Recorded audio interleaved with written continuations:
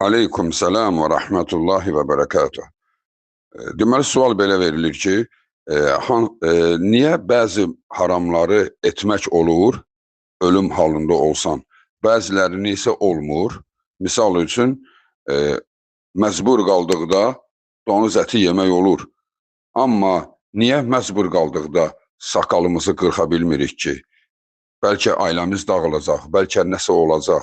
Yəni, məcbur qalsaq olmazmı ki, saqqalımızı da qırxaq? Sualın cavabına gəldikdə isə, dəyərli müsəlmanlar, haramlar deyə nədir haram sayılan? Haramın başı, ən böyüyü şirkdir. Haramdır, günahdır, ən böyük günahdır. Və onun digərləri isə növləri çoxdur. Yəni, haram nədir? Bir-bir sadalamaq olar. Ta ki, müsəlmanın yoluna zibil atmağa qədər ki, bunlar qadağan işlərdir. Bunlara görə günah daşınır. Hansı əmələ görə günah varsa, o əməl haram sayılır, etmək olmaz. Sadəcə olaraq günah sözü farsçadan gəlib dilimizə, haram sözü ərəbcəsidir. Amma ki, nəticə etibarilə qadağan olan işlərdəndir.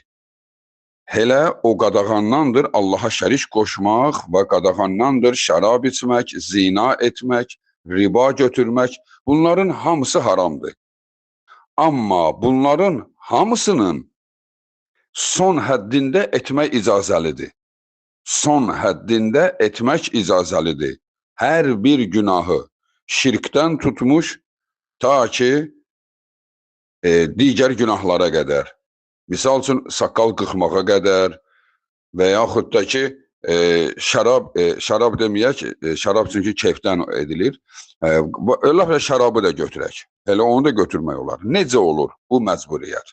Əvvələn, Allah Subhanahu taalanın məcbur qaldıqda dediyi söz ölümdür. Yəni, səni ölümlə təhdid etsələr, o haramdan istifadə edə bilərsən. Necə ki, biz danışdıq, günahların ən böyüyü Allaha şərik qoşmaqdır, Rəsulu inkar etməkdir. Sahaba olub, onu ölümlə təhdid ediblər, görüb ki, öldürürlər məni, Allahın Rəsulunu söymüşdü. Və sonra onu buraxmışdılar. O, ağlaya-ağlaya Allahın Rəsulunun yanına gəldi ki, ya Rəsulullah, mən məcburiyyətdən səni inkar etdim. Sənə ünvanına pis söz dedim. Allahın Resulü sallallahu aleyhi və səlləm onun başına oxşayaraq ona deyir ki, qorxma, bu səni dindən çıxartmayıb. Çünki sənin könlün, sənin qəlbin o sözü deməyib. Yəni, bunu ölümlə burun-buruna qalmısan, məcbur qalmısan. Bu səni dindən çıxartmır.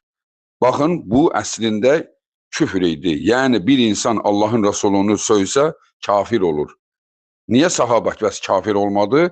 Deməli, ölümlə burun-buruna qaldıqda ölməsin deyə, əllərindən xilas olsun deyə bunu etdi.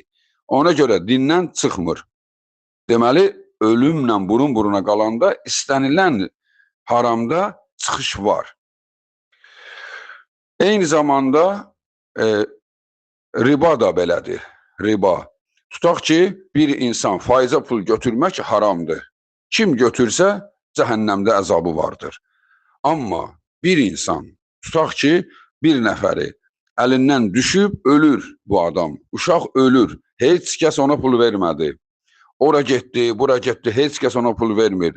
Xəstəxana da deyir ki, misal üçün deyirəm də, belə bir şərait ola bilər də ki, yəni pulumu gətir, səni xəstəxanaya qəbul edək. Başqa yolu yoxdur. Ölməsin deyə əgər məcbur qalıb, heç kəs ona pul verməsə, bunu da Allahın məhkəməsində bilinəcək bu. Yəni, yalandan olmaz. Ölüm ayağında qaldıqda məcbur qalıb pul götürsə, buna üzür vardır. Amma o ribanı verənə üzür yoxdur. Çünki bu ölümünə məcbur qaldı, verdi. Yəni, ölüm deyəndə aldatmaca deyil. İndi sualda ki, deyilir, məcburi saqqalımı qırxmaq istəyirəm, neynim, ailəm dağılsın. Bəli, deməli, sənin saqqal qırxman ölümlə burun-buruna qalmaqdırmı? Əslində yox. Sən belə zənn edirsən, mən burada işləməsəm, harada işləyəcəyəm, işləməsəm ailəm dağılacaq, belə olacaq, elə olacaq. Bu, sənin zənnindir. Bunu istənilən işdə nəzərə almaq olar. Hele din içində nəzərə almaq olar. Mən dində olsam haram yeməyəcəyəm, bu olmayaz, bu olmaz. Nəticədə mənim bütün həyatım məhv olacaq. Neyniyək, dindən çıxaq? Bu ehtimallara görə dəyərləndirilmir. Bu fakta görə dəyərləndirilir. Fakt. Ölümlə burun-burunasan. Hətta Allah Subhanahu taalanın haram donuz ətindən yeməyə icazə verməsi oturub günorta yeməyi kimi, axşam yeməyi kimi donuz yeməkdən söhbət getmir orada. Orada ölməyəsən deyə o qədər yeyə bilərsən. O da nə qədərdir? Misal üçün gördün ki, ölümlə burun-burunasan, bir tikə ondan attın ağzına. Və onu həyəcan içində yedin ki, Allahım ölürəm. Bu ondan söhbət gedir. Yoxsa oturub donuz ətini qabaqlarına qoyub da şənliklə yemək yeyirlər və deyir ki, neyniyim, ölməyəcəyəm ki acından. Deməli, başqa şey varsa bunu yeməməliydin. Başqa meyvə var idisə, başqa digər bir şeylər var idisə, bunu yeməməliydin. Kim o şəraitdə yeyirsə, elə cəhənnəm əzabını çəkəcək. Riba da belə, şirk də belə. Şirki biz dedik. Resulullahı söyməyi dedik. Onun qabağında digər hansı işləri saymağa ehtiyacı var ki? Heç birinə. Deməli, ölümlə burun-buruna qalmaq budur. Ancaq ki, misal üçün, məni incidirlər. Deyirlər ki, sən din əhlisən, dindarsan, səni işə götürməyəcək və yaxud da ki, insanlar belə sözlər danışır. Bu sözlərin danışmasından qorxub bu işləri görməmək, əlbəttə ki, o adam Allahdan xilas olmayacaq. Ona görə haramı ən son ölümlə burun-buruna qaldıqda etməyə icazə verilir. O da ki, konkret ölüm təhdidi varsa. Belə söz-söhbətə görə, xəyallara görə, necə onlara gəldikdə isə, bəs bizim təvəkkülümüz Allaha təvəkkül etmək, mən işləməsəm nə eləyərəm? Nə eləyərsən? Rəbbin sənə başqa iş çıxardar qabağına. Məgər işləmək üçün yalnız həmən bir yerdir, başqa yer yoxdur. Nə qədər iş var, nə qədər saymaq olar? Bu sualın içində onu saymaq olmaz. Deməli, bu alınmır, başqa işə keçəcəksən. Bu icazə vermir, digər yolu əl atacaqsan, axır halal yolunu tapacaqsan. Necə ki, insanlar yaşayır. Kişilər saqqalı ilə, qadınlar hicabı ilə, niqabı ilə dinlərini yaşayırlar və Allah da onları yaşadır. Yəni, ölmür.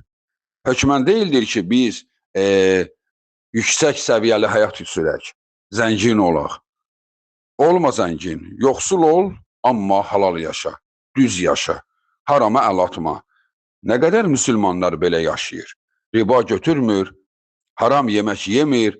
Nəyim ki, haram yemək? O, misal üçün kəsdiyi heyvanın ətinə belə incəliyir. Ehtiyatlı olsa onu yemir. Bura qədər ona fikir verib və yaşayan müsəlmanlar var bugün. Necəsən onların halına? Yəni, ona görə də haramların ölçüsü yoxdur. Bu olar, o olmaz deyil. Hamısında sonunda icazə var. Amma sonu nədir? Onu bilginən ki, Allahın huzurunda həqiqətən bu son idi, son çarə idi, ya yox, Allahın yanında hesab verəcəksən. Ona fikir ver. Odur, Allah Subhanahu taala Quran-ı Kərimdə Ət-Təğabun surəsi 16-cı ayədə buyurur ki, Fattakullaha məstəta'tum. Allahdan bacardığınız qədər qorxun. Yəni, nə qədər bacarırsan, qorx. Haçan ki, bacarmadığın nöqtə oldu, Allah sana güzəşt edəcək.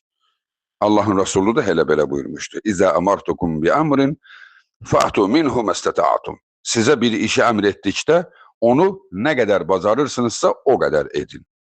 Esselamu aleykum və rəhmətullahi və bərəkatuhu.